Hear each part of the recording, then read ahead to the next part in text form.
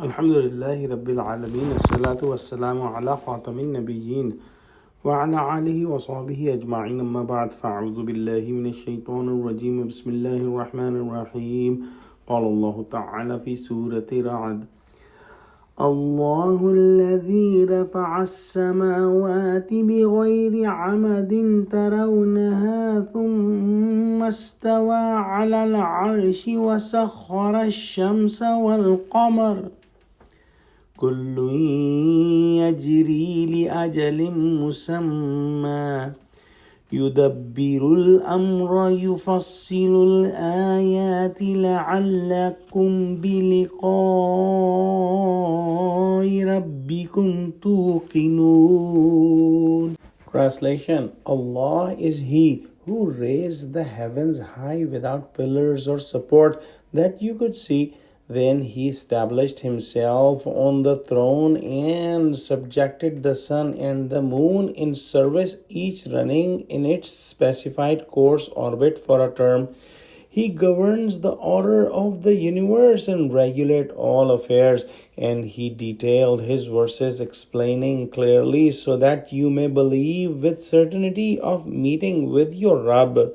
Meaning Allah subhanahu wa ta'ala made the skies so high, so strong, so beautiful, and so firm. And you see that these skies are not supported by any pillar or any other support.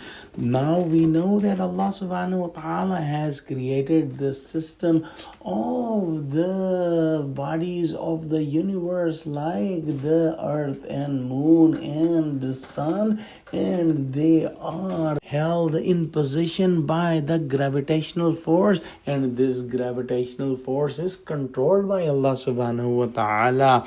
Then it is mentioned that Allah subhanahu wa ta'ala established on the throne, and the throne of Allah cannot be compared by any other throne, because our concept is so limited about the thrones of the kings, but Allah's throne we cannot comprehend.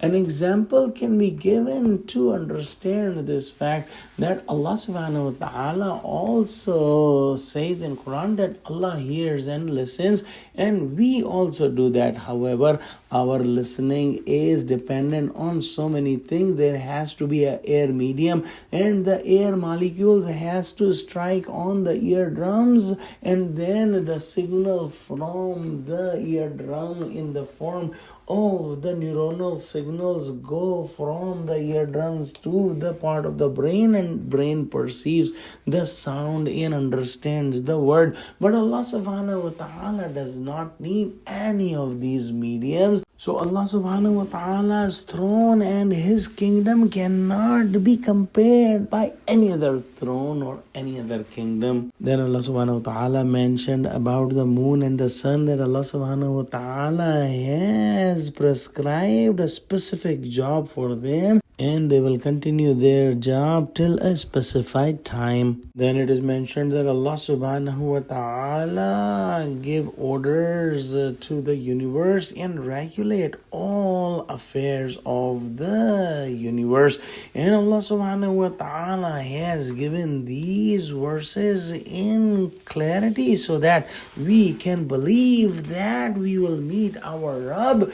And if we ponder on this very ayah, we will understand that a regular king of the world knows about who are the sincere people in his kingdom and who are the troublemaker and the sinners and criminals. So he, the king, gives punishment to the criminals and give rewards to those who are sincere with the government. How come? The creator of this universe will not identify those who are sincere to him and those who are revolting against Allah subhanahu wa ta'ala. And this point only confirms that the hereafter has to happen.